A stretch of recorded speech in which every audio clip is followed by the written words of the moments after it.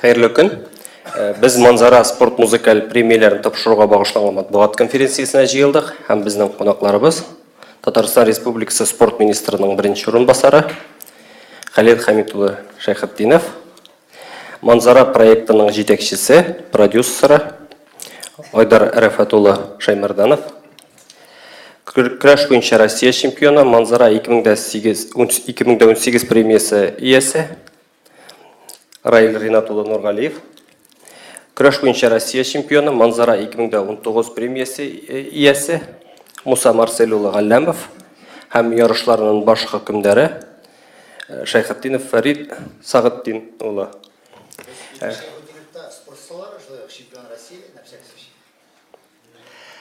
Бірінші сұрауны Халил Хамитович сізге бересі келген едені, міне күрәш ярышлар арасында бұл Манзараның орны сіз ничек бәялисіз? Добрый день, хайырлы күн, хөрмәтле дуслар. Сперва позвольте вас поздравить Днем печати, пожелать успехов, процветания, без средств массовой информации. Без вас, то есть сидел за сидящим за столом, легенда татарского народа, знаменитые спортсмены тоже не могут, поэтому наша совместная работа зависит дальнейшее продвижение физкультуры и спорта. Поэтому от всей души поздравляю, желаю совместной будущим работы. Четвертый раз проводится Манзара, спортивно-музыкальная премия. Третий раз уже проводится совместно борьбой, когда Айдар Рауфатович обращался в Министерство спорта, Федерации борьбы куряж. Мы приняли совместно объединить усилия, чтобы его более масштабно провести. Как я борец, у меня есть мечта. Когда я боролся, не было таких возможностей, чемпионата мира, другие турниры в мировом масштабе. Хочу вот, чтобы тоже наши борцы могли показать, проявить себя на большой арене, и они были кумирами для многих мальчишек, чтобы через них мы притягиваем наши спортивные комплексы, спортивные сооружения, которые строятся в населенных пунктах и так далее, чтобы они стали кумирами не только у себя районы, у себя деревни, батырами, сабантами, этих батыров показать, они говорят, их говорят надо, писать надо. Я столкнулся написать книгу, когда в Сабинском районе в одном спортивном празднике сидел Сабирджановый, фамилия чего? Шакиров. Шакиров Сабирджановый сидел за нашим столом, и молодых спортсменов спрашивают, там различные виды спорта, а их кто? Он говорит, не знаем. А это многократный абсолютный батыр Сабинского района, казанских сабантуев.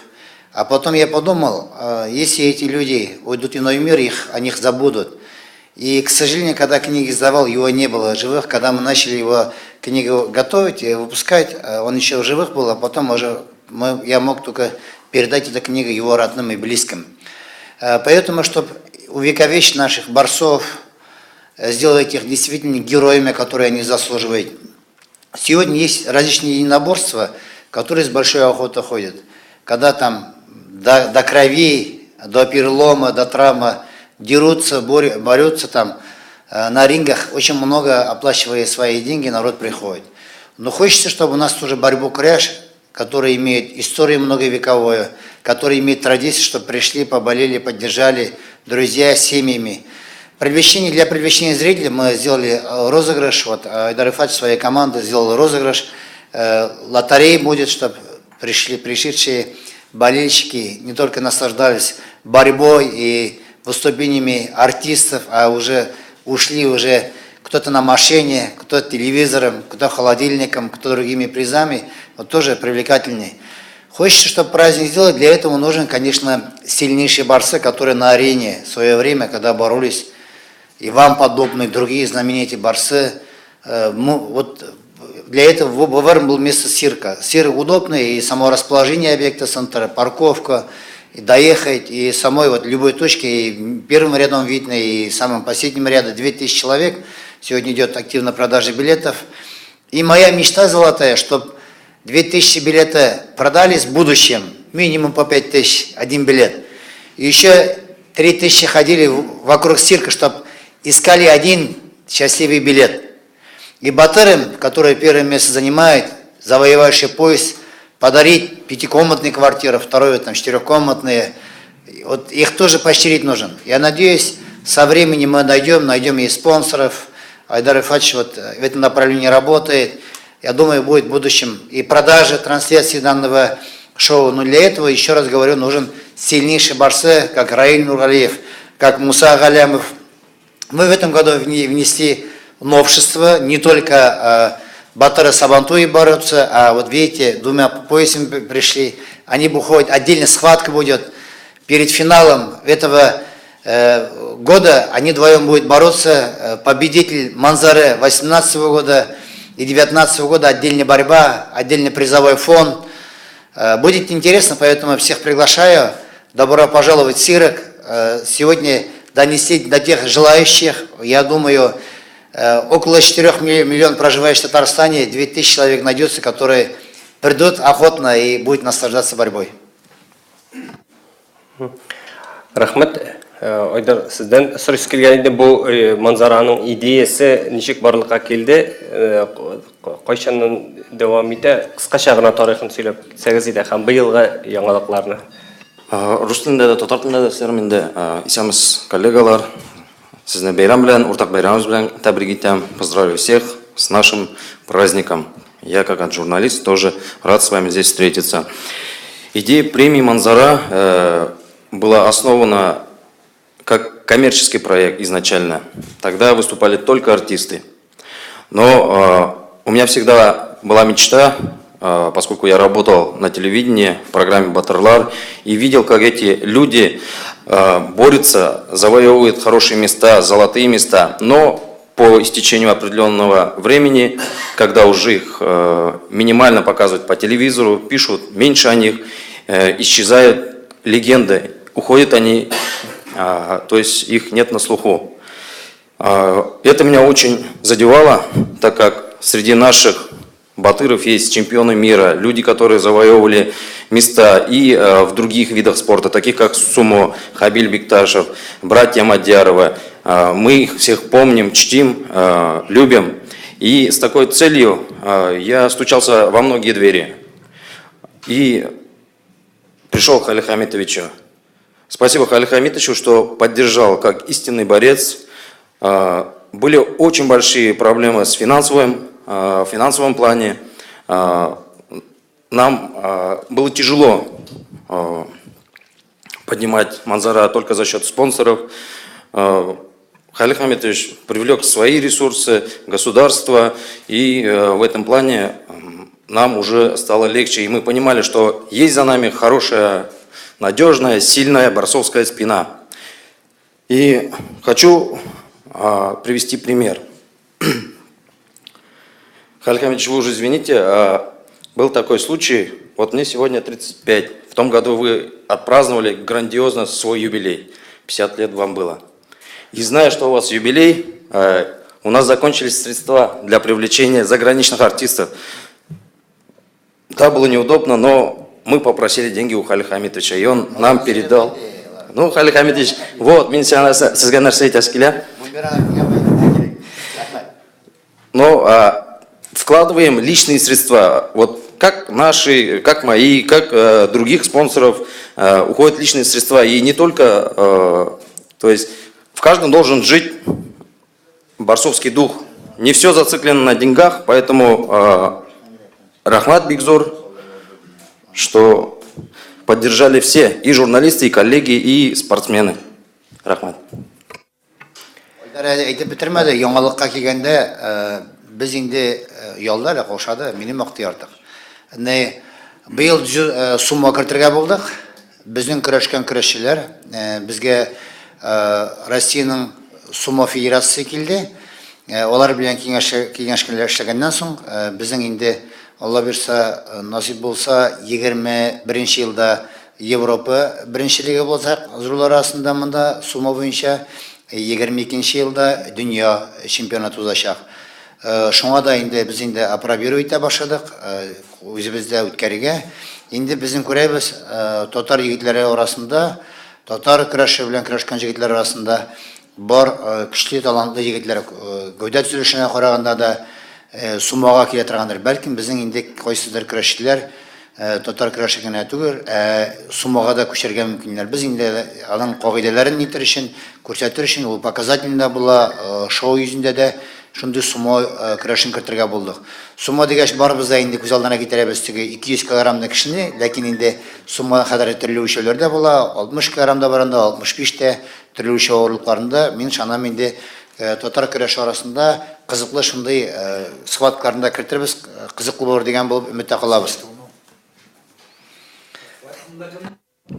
Анда көрәшәчәкләр безнең әле бу Сабантуй батырларына түгел, кемдәрнең теләге бар, безнең Поволжская академия спорты укучы студентлары бар, инде алар бүтән төбәкләрдән килгәннәр, бездә студентлар булып эшли, укыйлар, инде алар безнең Татарстан өчен чыгышчылар, төрле ярышларда теләкләре бар.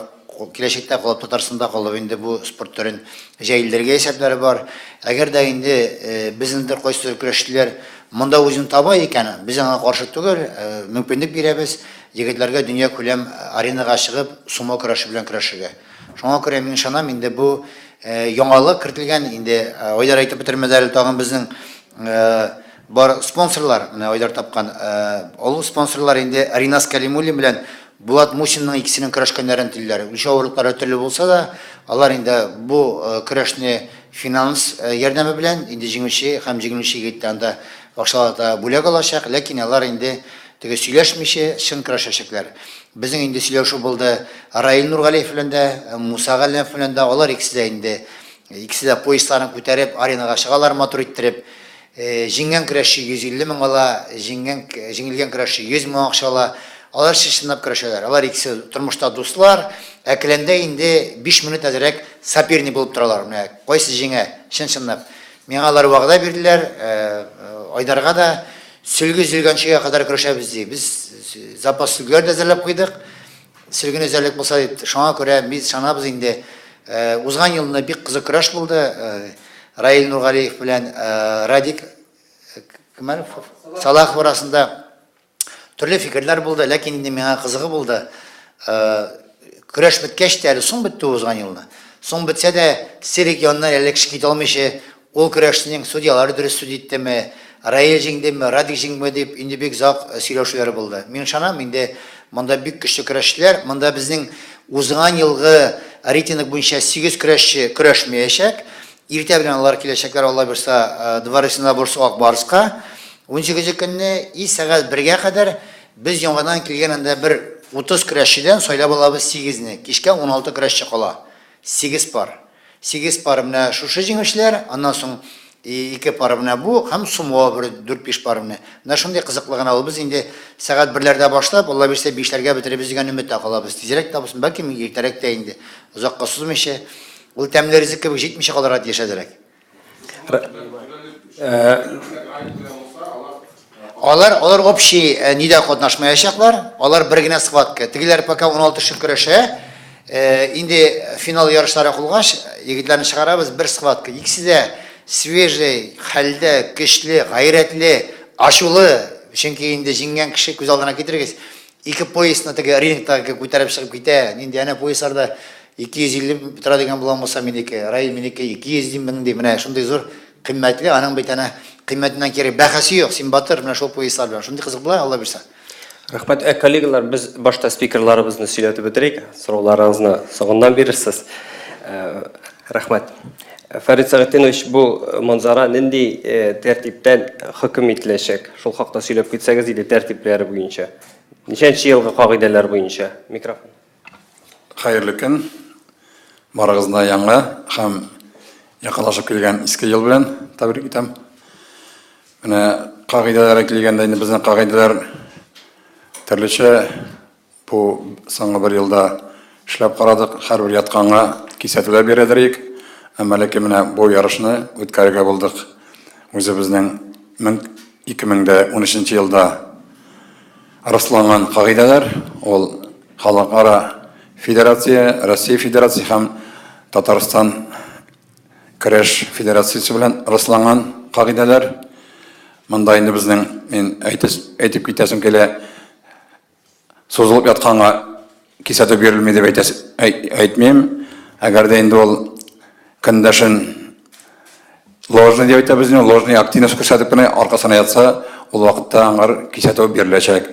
Әгәр дә көндәшен безнең татарча көрәшнең асылы шунда ки, көндәшен ул келәмнән элекке әйтсәк җирдән айырып алып, күтәреп, аркасына салырга тиеш. Шул вакытта җиңү күтәреп алсалган кешегә бирелә. Әгәр дә инде ул этеп кенә яга икән, борып кына сала икән, ул беркайчан да мондый көрәшнең безнең тарихыбызда да андый көрәш белән беркайчан да көрәшелмәгән. Үлчәү авырлыкларына әйтеп китсәм, безнең монда бу ел көрәшәчәк барлык Татарстан районнарының 2019 елда абсолют батырлары көрәшәчәк. Көрәшчеләрнең авырлыклары 130 килограммнан да артмаска тиеш.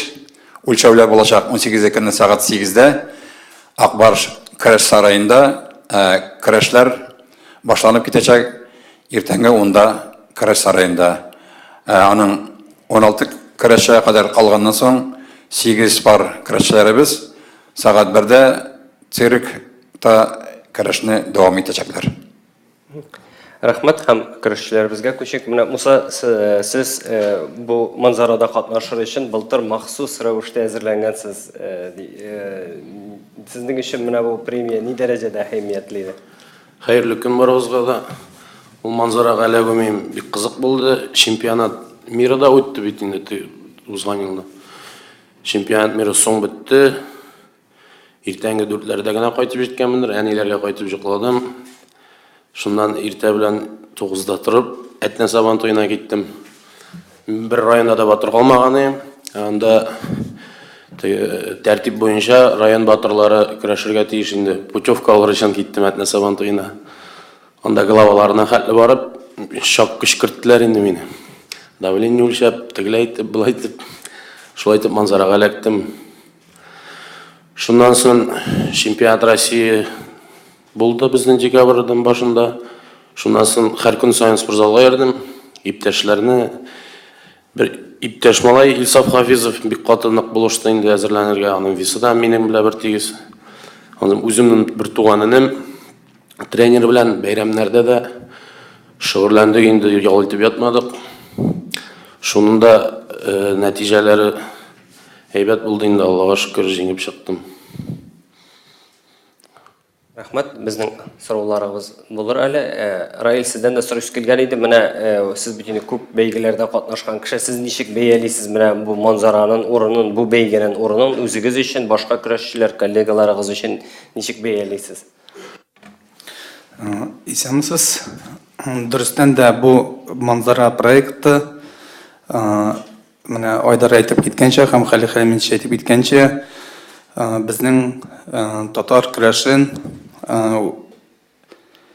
ничек әйтергә, мировой уровеньда таныту өчен бик шәп проект. Чөнки хәзер Instagram контактлар бар. Безнең дуслар чемпионат мирларда катнашканга күрә, Instagramнада да добавиться итәләр Казакъстаннан, Төркиядән, Түркменстаннан менә Азия илләре алар күрәләр, ялышасың бит инде. Аларда да шундый проект бар. Бездә менә көрәш 3нче тапкыр үткәрелә. Үзем шушы манзара проектта 4нче тапкыр үткәрелә. Һәр милләтнең үзенең шушындый көрәше бар дип әйтәсе килә.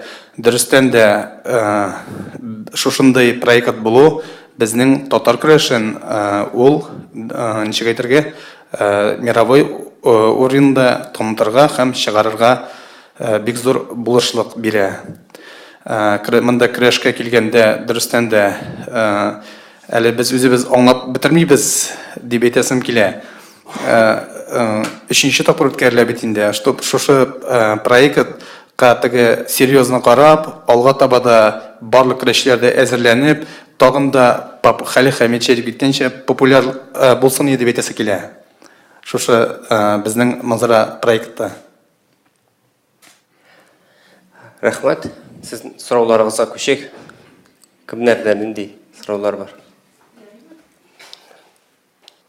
Ayдагыз, рахмет етегіз. Мен сізге бір сұрау берейін әлі.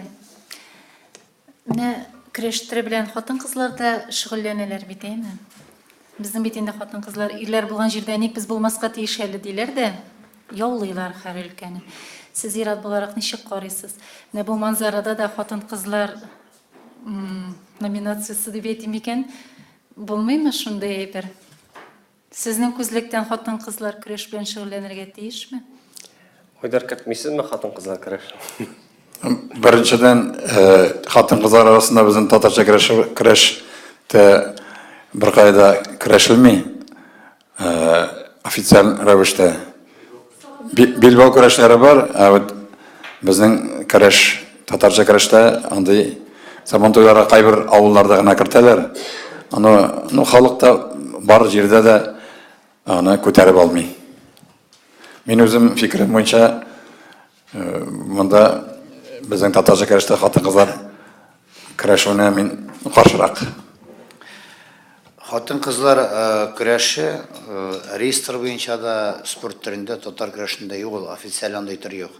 Ләкин инде Сабантуйда біз мен қадар кіші қызғаннан қыза бара, тамаша ясый башлый, шоу ясый башлый, керекмәгән әйбер белән шөгыльләнәләр дип саныйм мен. Чөнки алар хатын қызлар беренчедән әзер түгел, төрле роликлар йөрде, әле мин районны әйтмим, узган ел үткәч. Миңа бик таныш район. Анда инде ике хатын кыз көрәшә, җыгышалар, теге киемнәре дә нисат вещи. Без мөселманнарга кемдер аны видеога төшереп тарата беренчедән, зур гынах инде ул. Икенчедән инде аны чыгарып шулай көрәшеп шоу. Ул көрәшкән хатын кызлар, ул безнең әниләребез, безнең апаларыбыз, безнең туганнарыбыз, ул дөрес әйбер түгел. Кырыйдан карап, теге аны көрәштергән кеше дә дөрес эшләми, яздырып шулай тараткан кеше дә кызык ясап, ул кызык әйбер түгел. Бар спорт төрләре, нәфис гимнастика бар, бүтән спорт төрләре җиңелрәк, йөзү, менә хатын кызларга кулайрак, файдалырак. Мин инде спорт министрының беренче урынбасары буларак алай әйтергә дә тиеш түгелдер. Авыр атлетика ул хатын кызлар өчен кирәкле менә спорт төрләре дип саныйм. Кул көрәштерүләр бар безнең, кулларын имгәтәләр хатын кызларыбыз. Ул бит хатын кызларны балалар тәрбияләсе, үстерисе бар, тормышны алып барасы. Ул бик җаваплы әйберләр. Ана шуңа күрә дөрес карарга кирәк, гер күтәртәләр. Ул әйберләр кирәк түгелдер дип саныйм мин. Үзем шәхсән, менә мин әти буларак, ике кыз үстерә торган әти буларак, гомумән безнең кырыйдан карыйбыз һәрберебездә. Безнең семьябызга безгә генә ул карамаган очрак тагын. Булай үзеңә килеп киткәндә беребездә аны хупламыйбыз һәм кирәк дип санамыйбыз. Рахмет. Ойдар синде әйтәсез бармы? Юкмы? Минем дә фикер шул ук, хатын кыз ул безнең матурлык, күз ярата торган кешенең все войны начинались из-за женщин дип әйтәләр бит инде. Юкка гына булган хатын кыз ул шулай эмоциональ иң көчле кешеләрнең берсе. Шуңа күрә аны әле тагын көрәштерергә мин дә хупламыйм, чөнки бу кирәк дип тапмыйм мин шәхсән үзем. Рахмет.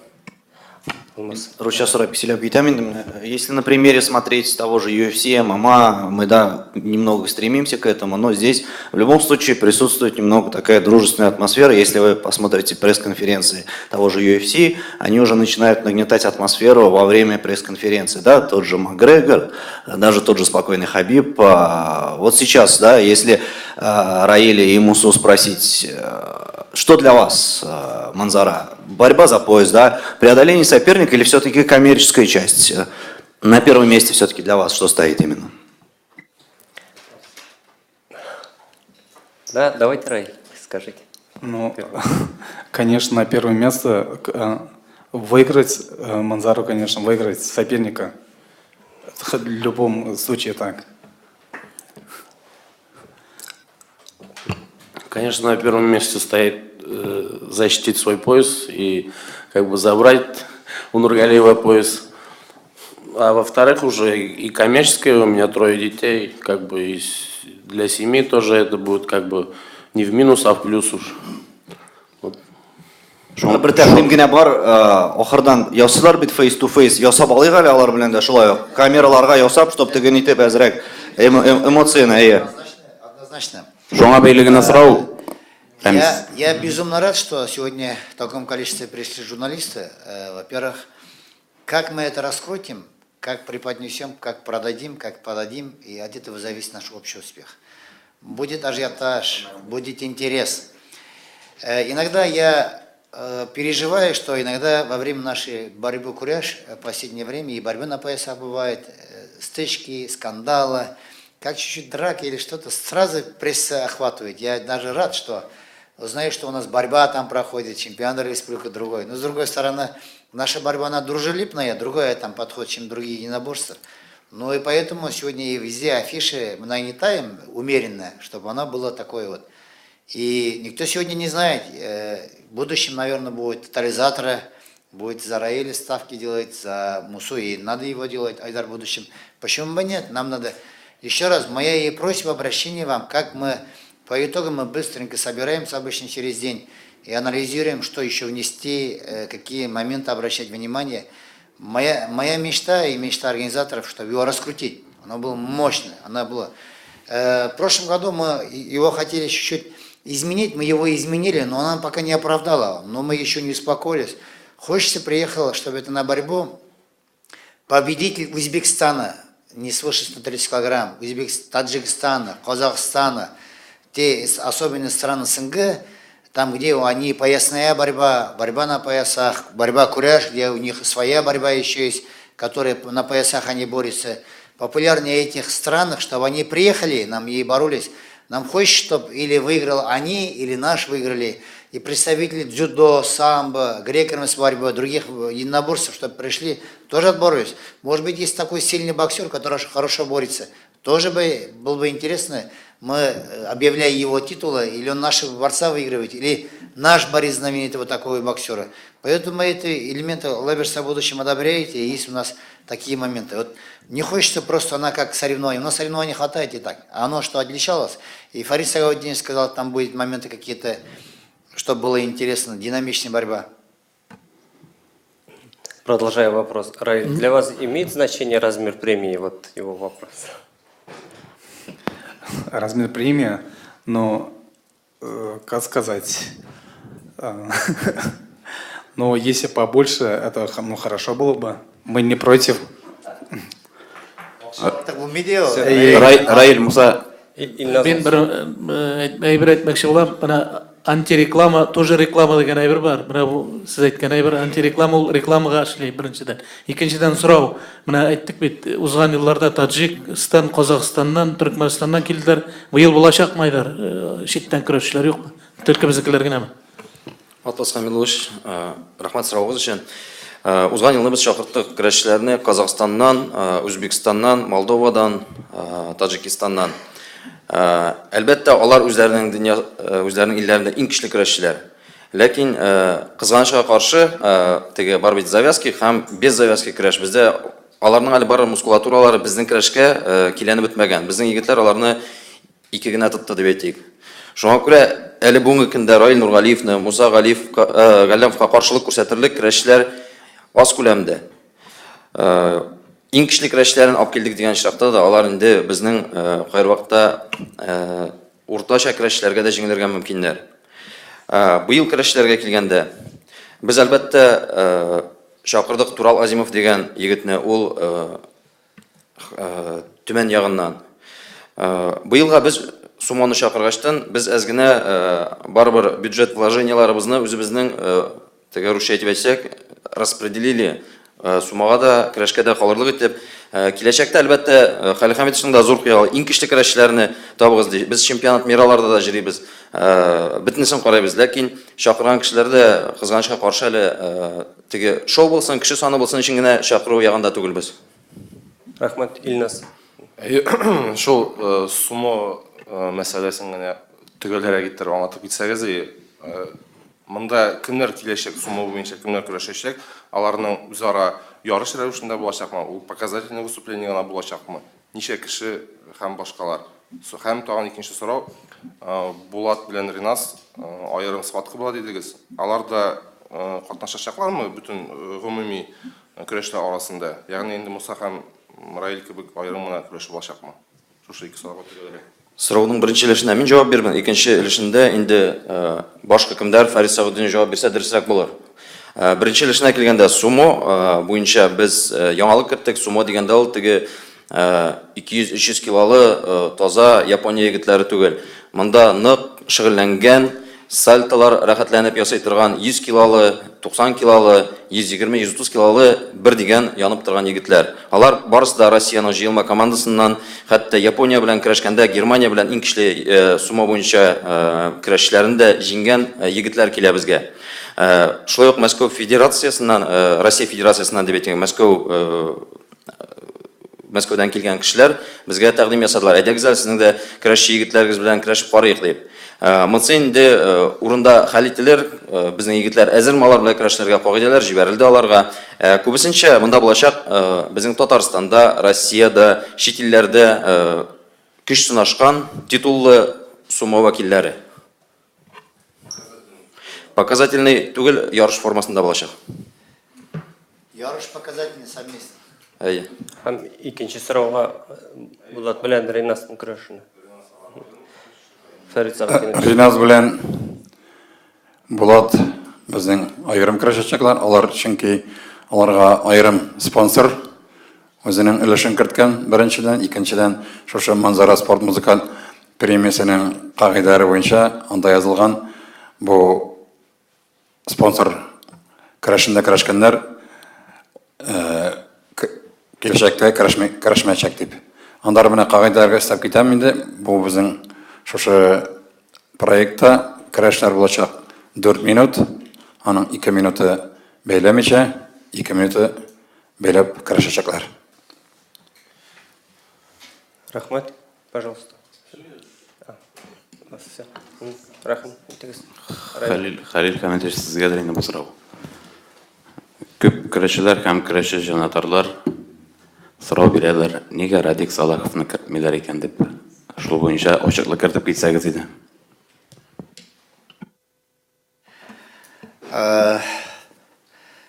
Татарчаны. Үткән Татарстан чемпионаты көрәше вакытында Радик Салахов әзерәк спорт неспортивный поведениесе булды, тотыршы үзенең, шуңа күрә инде без киңәшләшкәннән соң президиум утырышында карар кабул ителде, аны 1 ел ярышлардан читләтергә. Инде мин күп спорт төрләрендә катнашам, ярышлар вакытында да нинди генә спорт төре булмасын, әгәр дә спортчы үзен-үзе дөрес итми икән, ярыш кагыйдәләреннән каршы чыгып, анда тамашачылар белән контактка кереп, кирәкмәгән, дөрес булмаган ишарәләр или сүзләр әйтә икән, аны комиссия карый или баш судья карап, урында ук хәл итәләр. Вопрос, безнең инде Радикны без ихтирам итәбез, ул Татарстандан яклап күп ярышларда катнашты. Лаеклы көрәшче, ләкин бар кагыйдәне кем боза, алар безнең белән түгел инде. Шуңа күрә Радикны кертмәскә булдык. Чөнки bir yarışta kirip birisine kira almayın. O yıl davrında min şanam bütün turnirlerde de bu kagıda saklanır dip. Kızıklı hal buldu. Anda indi danlıklı Raşid Samigul'ün de katnaştı. O bir fikir etti. Biz körəşkən şurada da türlü sıxvatları buldu. Türlü kagıda vakitleri buldu. Türlü işareler buldu. Lakin birimiz de andı halga barmadık dip. Şuna göre indi azraq Бүтәннәргә дә сабак булыр дигән өмет булыр инде. Безнең инде ул Россия чемпионаты вакытында бер егет без күрше регион егете шундый ук дөрес булмаган хәрәкәт ясады. Шул хәрәкәт өчен шулай ук чыгып калды. Ул мәхрүм булды. Спорт мастерлыгы исемен ялаудан призовой фондтан андый әйберләр булырга тиеш түгел. Әгәр дә хәтерләсәгез, мин башында ук әйттем, безнең көрәш ул дуслаштыра торган, якынайта торган. Безнең көрәшнең тамырында ята хәрәмгә урын юк дип. Аяк чалу зур хәрәм, көндәшеңә җәрәхәт ясау, умышын төшү өстенә кысып төшү. Безнең дәзрәк кагыйдәләр үзгәргәч, бүген көрәшчеләр дә нинди генә любой ценой, нәрсә генә булмасын җиңәргә тырышалар. Анда көндәшен җыртыпмы, егыпмы, улай бер булырга тиеш түгел. Ул безне бизәми. Әгәр дә мин күз алдына китерәм, белек Сабантыйлар вакытында шулай көрәшкән булсалар, андый көрәшчеләрне не только көрәшкә кертү, таяк белән куып чыгарлар, бабайларыбыз безнең. Аны якында китермәләр майдан кирәсенә. шундый хәлне ясап бара Сабантуйда. Шуңа күрә улай әйберләр булырга тиеш түгел. Рахмәт. Әйе. Рахмәт. Хәерле көн, Ләйсән Рахматуллина, Татар информ. Минем бераз көрәштән читкәрәк китеп сорау бирәсем килгән иде. Музыкаль премия буларак кайсы җырчылар килә һәм Салават буламы быел?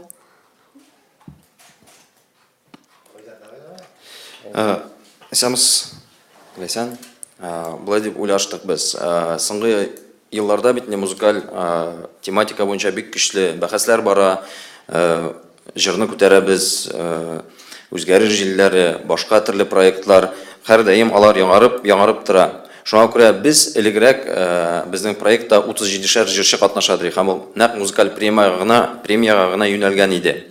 Быел менә узган көнне дә без Салават Закиевич белән сөйләшеп тордык. Ул безгә үзенең тәкъдимнәрен шулай ук киңәшләрен бирде. Әле җырчылар составын без коллективын туплап киләбез. Җырчылар дигәндә әлбәттә безнең билет алучылар саны да күбәя. Чөнки көрәшкә халык гомер-гомердән әле күнеккән бушлай билет алмыйча керергә. Без менә шулай итеп, әз генә җырчылардан башка да көрәшчеләргә аларны шоу форматында тәкъдим итеп, билетлар алдыртырга дигән күнектермәкче булабыз. Салават Закиевич ишен әйтә алмыйм. Ләкин ул Салават Закиевич килә. Киләм дип вәгъдә бирде. Шәхсән минем үземә бирде. Җырчылар коллективы буенча инде соңрак бераз 1-2 көннән генә информация булачак. Bu җырчылар буенча минем көрәшчеләрдән сорыйсы килгән иде. Менә сез ничек кабул итәсез алар? Сез ул вакытта җыр ишетәсезме гомумән? Көрәшчеләр җырчыларны алар ишетәме? Теге сез аларның теләктәшлеген, поддержкасын тоясызмы дип әйтүем. Алар җырлаганда безгә разминкашларга вакыт бар инде. Бер плюсы.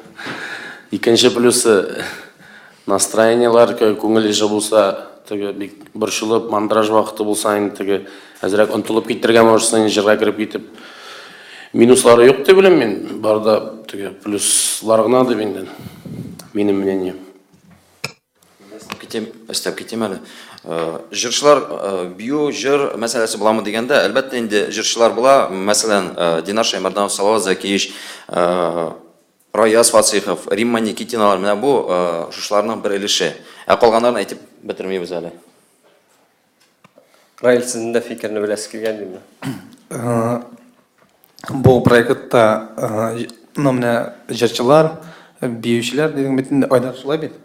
Бу безгә комачаламый инде, но без бит инде көрәш булгач, анда хит Сабантуй булсынмы, хит башка көрәш булсынмы, әгәр дә син җиңәсең килә икән, менә синең чемпион буласың килә икән, син беркайчан инде бию карап җыр тыңлап йөри алмыйсың.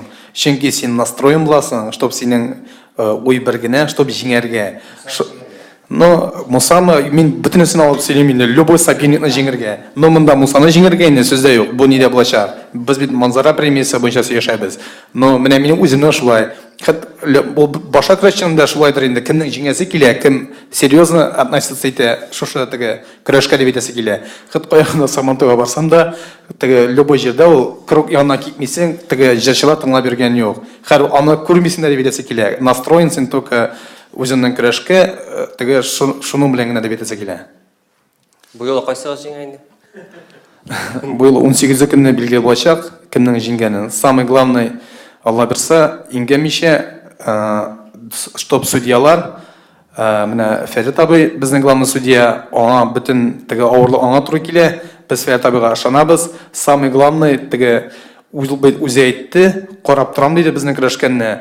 Үзе карап торып, безнең теге главный дөрес булсын, дөреслек кенә булсын. Ул әгәр дә карап торып, теге көрәшне карап, ул үзгәртә ала. Чөнки ул главный судья, башка судьялар нитсә дә, ул үзенең фикерен әйтеп үзгәртә ала. Шуңа күрә самый главный дөреслек булсын.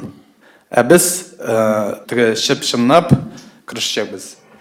Теге аса әйтә, бит теге нәрсәле көрәшчеләр ничек әйтә, сөйләшеп көрәшәләр, тегеләй, булай дип, төрле кеше төрлечә сөйлиш.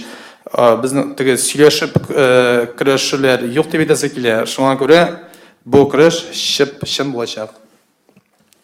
Көрәшчеләрдән сорау килде. Ринас Калимуллин белән Булат Мусин арасында көрәштә призовой фонд күпме була икән. Һәм соңыннан, әгәр дә җиңгән кеше Раил белән Мусаның арасындагы парга чыгарга мөмкинлеге булмас микән ди. Һәм Раил белән Муса каршы булмас микән ди. Шундый сорау килде Батырлар төркемендә. Әгәр дә шул сорауны биргән кеше 500 мең призовой фонд куйса, алар көрәшәбез диләр. 500 мең булса, Юк, Ринас белән Булатка менә спонсорлар табылды. Алар һәрберсенә дә 50-50 мең бер схватка, 50 мең һәрберсенә дә.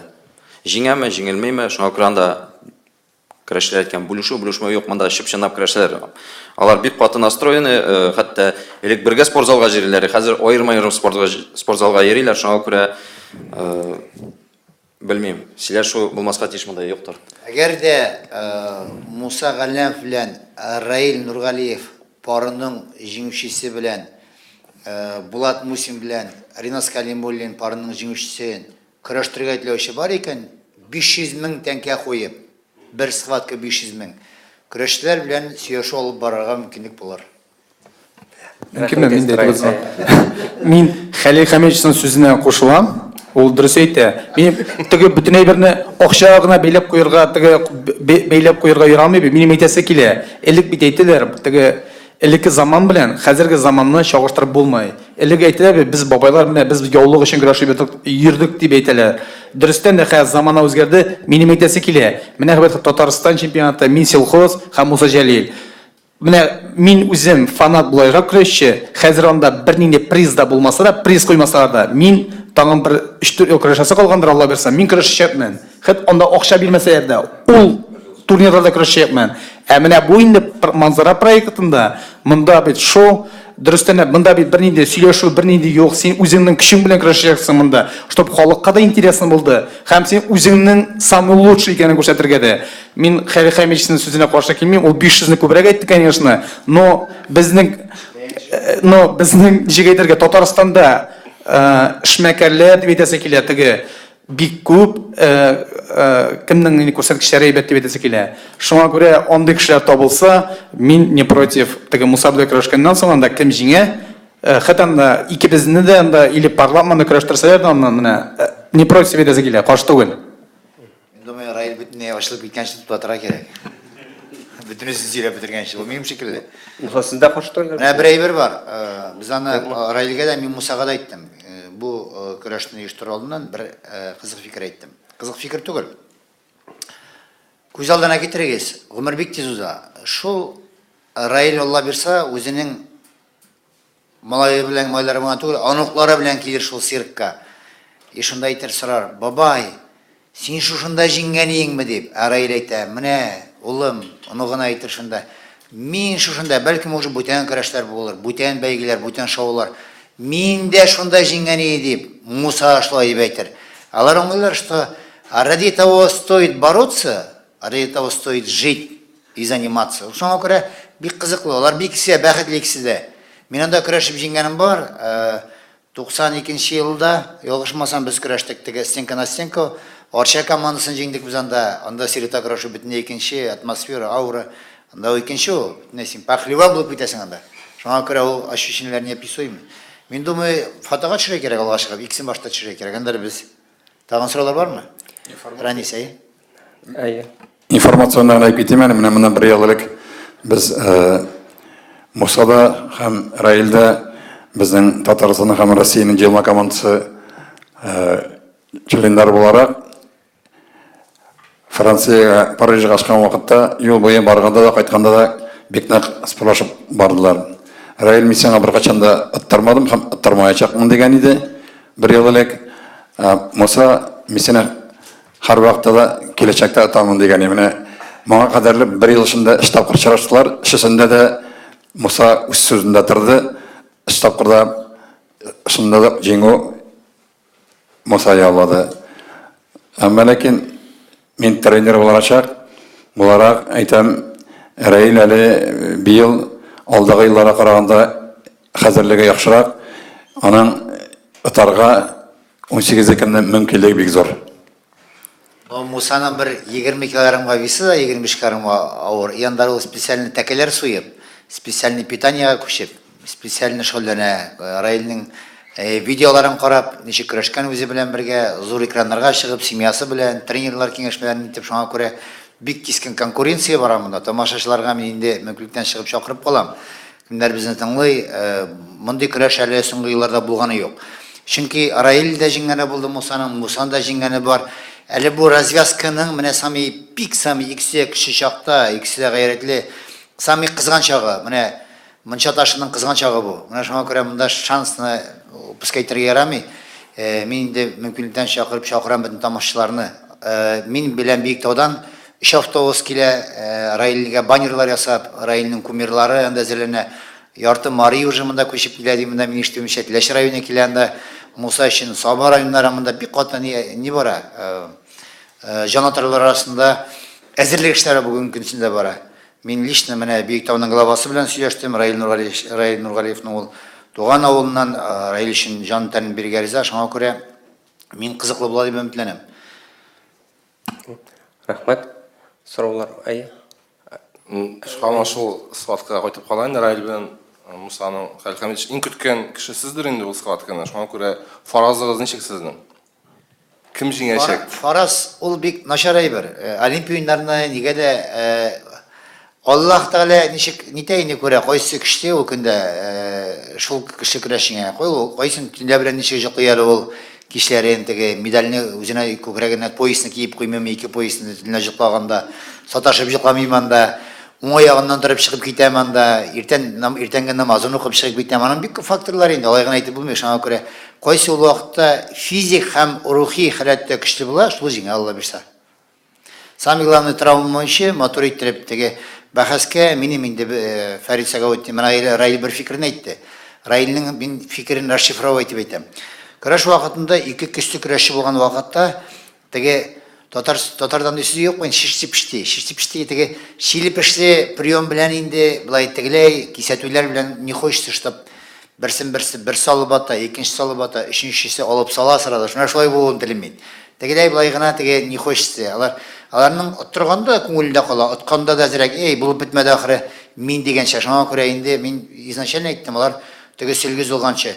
Буладыр без көрәшкән вакытта, бәлки инде ул бүләк белән дә связан түгел. Көндәшеңне җиңеп, көндәшең канагат булу икенче иде. Булдымы дип, әгәр дә минем көндәш риза булмаса, Сабантуйда булдымы дип сорый торган. Менә ул кулын биреп чыгып китә торган. Без көрәшкәндә Фәрит абый, сез көрәшкәндә шулай ярагы заманы. Хәзер заманы Раил әйтеп үзгәрә дип. Бәлкем теге ул вакытта бөтен кеше дә профессиональ шөгыльләнмәгәндер, бары берсен җиңгәндер.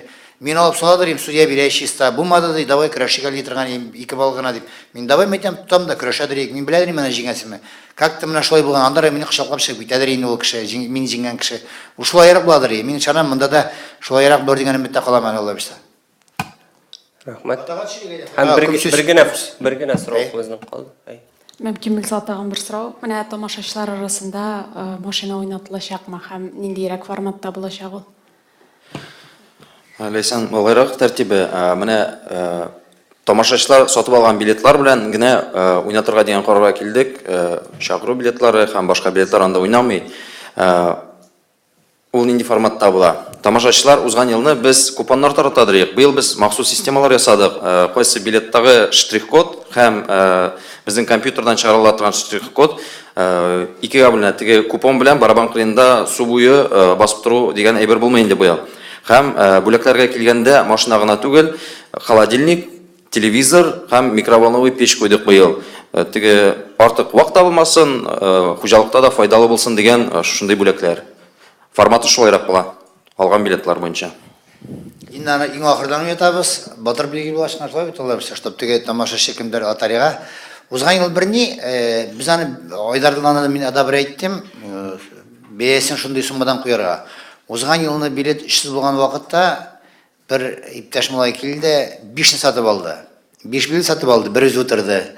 Ул машинага лотерея турмы дип, бездә ачып бирмәдем яңа билет. Шуңа күрә инде мин шуннан быел кемдер килеп ала, туганына бирә, иптәшен алып бүләк итә. Мин менә абыйларыма, туганнарыма алып бүләк иттем. Шуның шикелле шундый формалар бар. Булай инде теге машина атам дип кенә пачки билет кисәгә тыгып 30 орынға бір өзің отырып, тоже дұрыс әйбер түгел. Мына шындай фикір де бар. Мен шанам икісін алға шығарып қадыр, әнес менің питасы бар, шаңа қол нетем. Яқшы. Икісін бұрынға бұрын тіреп не дегер? Фотоға чыгандар, біз әтшербіз. Автографлар бүгін бұшқа. Бүгін автографлар бұшқа. 18 күнне қимметлене.